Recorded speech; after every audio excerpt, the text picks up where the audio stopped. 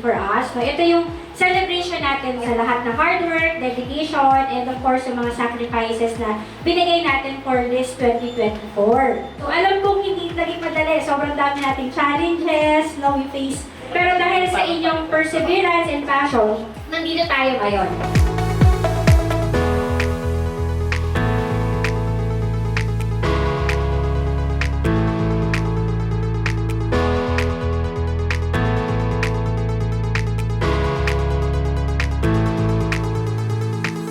Reach 1B, 91,531.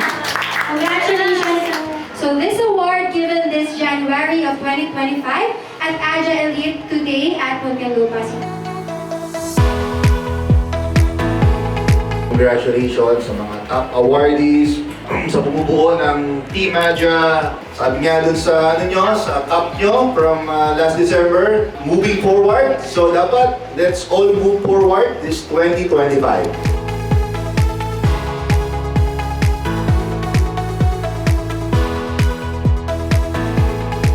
Yung pangarap natin namin mag-asawa na hindi pa pabayaan yung kliyente na isa katuparan natin. Doon sobrang fulfilled kami na naiyan natin yung pangako natin lahat sa mga kliyentes. Hindi madali pag nasa sales. Kaya talagang, nagpapasalamat ako kay Lord kasi binigay yung mga tamang tao dito sa company.